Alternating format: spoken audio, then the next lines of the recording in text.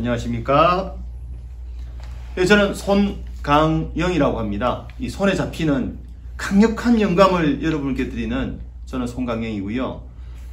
사회에서 공식적인 제 명함은 여기 보시는 주식회사 선지하이테크의 상무이사 손강영입니다.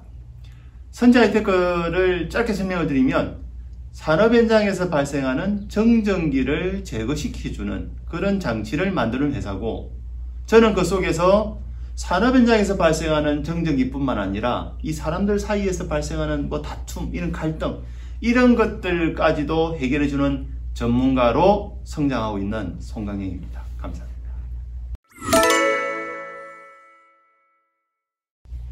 위대한 경영자, 그때는 아마 지식 아카데미로 소개됐는데요. 그 2기로 제 아내, 여기 보시죠? 제 아내인 안나가 아주 끈질기게, 정말로 지독하게 이렇게 저를 쫓아다니면서 가자고 했어요. 사실은 소극적이다가 한근태 작가님을 초빙을 해서 저희가 강연을 갔었는데, 그때 줄리아를 처음 만났죠. 아마 그 KNN 방송국에서 만난 것으로 기억이 되는데, 그 자리에서요, 제가 한근태 작가한테 질문할 수 있는 기회를 얻었는데, 한근태 작가의 답변이 정말 충격이었어요. 뭐냐면, 당신 바보다? 아니, 처음 보는데 언제 봤는데 나보고 바보라고 그래. 그런 소리를 듣고 나서, 가만있어 봐. 이 경영학이 뭔 거야? 피터 드러커는 뭐 하자는 거야? 라는 생각이 들었고, 그때부터 본격적으로 피터 드러커 경영 철학을 공부하게 됐고, 당연히 우리 허솜이 줄리아하고는 가깝게 이렇게 인연을 맺어오겠습니다. 아마 성과로 얘기하자면, 배운 것을 얘기하자면 밤새워 얘기해도 아마 부족할 거예요. 그 정도로 정말 제가 얻은 부분들이 너무나 컸고, 그 중에서 만약에 한 가지를 얘기하자고 그러면, 제가 한참 이렇게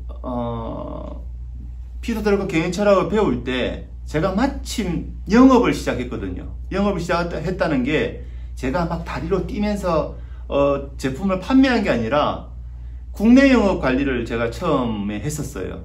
그러다가 국내와 해외를 다 맡게 됐고, 또 조금 지나니까 국내 해외 법인까지 다 맡는 이런 일을 제가 하게 됐는데, 그 가운데서 제가 어떤 문제들을 해결할 때 이 피터 드러커 경영 철학이라는 부분들이 정말로 저한테는 큰 도움이 됐거든요. 만약에 제가 부서를 옮겨 다니는데 성과가 없었다면 회사에서 저한테 이렇게 큰 기회를 줬을까요? 그게 구체적으로 말씀을 드리지는 못하지만 피터 드러커 경영 철학을 배우면서 제가 얻었던 정말로 큰 성과라고 봅니다. 딱 숫자로 표현하면 2015년도에 제가 영업 본부장으로 맡아서 15년, 16년, 17년, 18년, 19년 쭉 성장했어요. 성과라 하면 글쎄요, 우리가 골프나 테니스에서 4대 메이저 대회에서 우승 딱 하게 되면 이걸 이제 그랜드슬램이라고 그러는데, 회사에서 단순하게 중요한 부서를 다녔다고 해서 그랜드슬램을 달성했다라고 제가 얘기하지는 않습니다. 절대 말씀드리는 게 아니거든요. 그 속에는 성과라는 게 다 녹아 들어가 있다라고 보시면 되고, 그런 성과를 얻는 데 있어서 가장 중요한 부분들은 사실은 저는 솔선수범이라고 생각합니다. 그 이유는, 저는 육군 소위로 임관에서 포병장교 생활을 하고 전역을 했는데, 제일 먼저 배운 게 뭐냐면요, 지휘 통솔의 원칙 중에서 솔선수범. 제가 위험하고 제가 힘든 일을 하지 않으면 군대에서 부하들이 저를 따라왔겠어요? 그 다음 아무리 사회생활을 한다 하더라도 어렵고 힘든 일을 제가 솔선수범해서 보이지 않는다면, 하지 않는다면 모르긴 몰라도 직원들이 저를 바라보는 시각이 지금보다는 다를 걸로 생각합니다. 그래서 가장 빠른 지름길, 그 척도가 저는 솔선수범이라고 생각합니다. 회사에 노무 관련돼서 전문가가 한 사람 있어요. 그 전문가가 저를 평가라는 게 그렇고, 어떻게 보면 얘기하는 한마디로 딱 정리하면 상무님은 섬김의 리더십을 갖춘 분입니다 라고 얘기하는 가운데는 좀 전에 말씀드렸던 그런 솔선수범이라는 이미지도 같이 포함됐다고 생각을 합니다.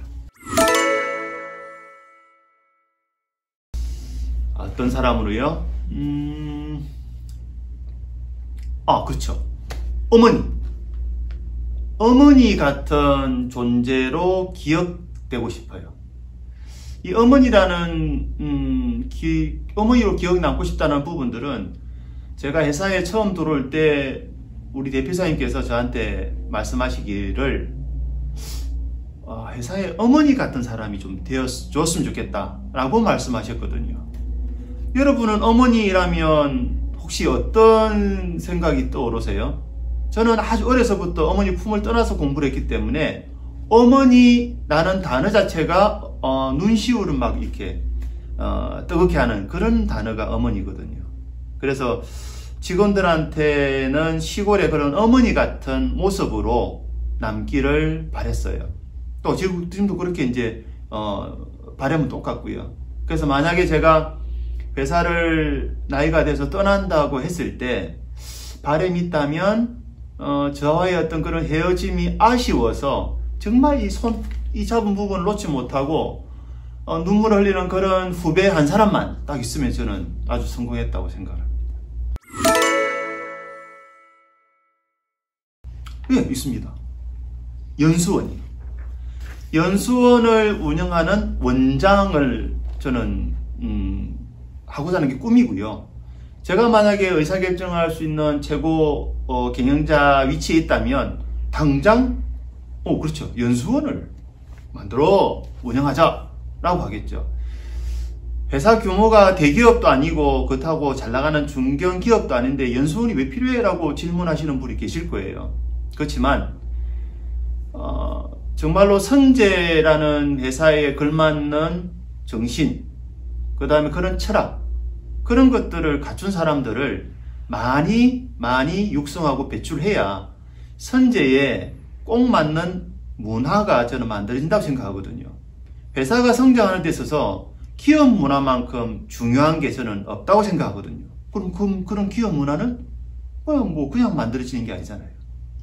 체계적으로 지속적으로 끊임없이 사람에 대한 가능성을 믿고 투자하는 거지 않습니까? 그래서 저는 만약에 제가 한다 이러면 정말로 넘버원은 정말로 우리 연수원 합시다 이겁니다. 창업할 생각은 없습니다. 이상하죠? 창업할 생각이 없다는 게 이미 제 아내인 안나가 선수 쳐서 창업을 했거든요. 그래서 제가 창업을 하는 것보다는 만약에 여력이 된다면 안나를 열심히 이렇게 뒤에서 밀어주는 이런 지원자, 조력자 역할을 하는 게 맞다라고 생각이 들고, 사람들이 다 강점이 다 다르잖아요. 저는 제 강점과 약점을 잘 알거든요. 그래서 우리가 배운 것처럼 약점을 어떻게 좀 이게 보완해 보려는 생각은 없어요. 제가 가지고 있는 강점 부분들을 더 발전시키고 더 강화시켜서 이걸 저나 저 주변 사회에서 쓰여지도록 하는 것이 옳다라고 생각이 들거든요. 그 생각들은 50이 막 넘으면서 계속 제가 생각했던 거, 왜 지천명이라 했지? 그럼 내가 그러면 하늘로부터 받은 명은 뭐야? 라는 고민을 쭉 하고 살면서 내린 결론 중에 하나가 사업은 아니다. 그런 생각을 하게 됐습니다. 추천. 길 잃은 남녀노소 누구에게나. 길 잃은 남녀노소 누구에게나라는 질문 자체가 조금은 장난스러울 수 있지만 제가 볼 때는 결코 장난이 아니거든요. 우리는 인생을 살아갈 때 이런저런 이유로 사실은 길을 잃고 방황하는 경우가 있거든요. 그런데 피터 드러커 경영철학에서 경영만 가르치느냐? 아니거든요. 모든 것들이 결국은 자기 자신으로부터 출발하기 때문에 피터 드러커 경영철학에서 얘기하는 자기 관리라는 부분들이 무엇보다 중요하고 이로부터 출발하기 때문에 당연히 길 잃은 어린 양에게 강력하게 추천합니다. 그리고 너무나 당연한 것은 기업을 운영하시는 최고 경영자 반드시 추천하고요. 그 다음에 또 끝으로 추천하자면 회사에 들어가서 우리는 사원, 주임, 대리, 과장, 차장, 부장, 뭐 이사, 상무, 전무 이렇게 성장하잖아요. 부장급쯤 되면 피드들과 경영철학 부분들을 반드시 공부하라고 추천하고 싶습니다. 왜냐하면 이게 전문가, 엔지니어에서 뭔가 경영자로 넘어서는 이 문턱 부분들을 대부분 사람들이 못 넘어요. 가볍게 뛰어넘고 점프할 수 있는 방법이 제가 볼 때는 위대한 경영자 최고다, 그렇게 생각합니다. 제가 볼 때는요, 바둑으로 조금 비유를 하자면 안 죽을 것 같아요. 왜냐하면 이미 제가 볼 때 위대한 경영자는 바둑으로 따지면 두 집이 났어요. 두 집이 나고 나면 바둑 아시는 분 알잖아요. 이 말이 아무리 커져도 절대 안 죽어요.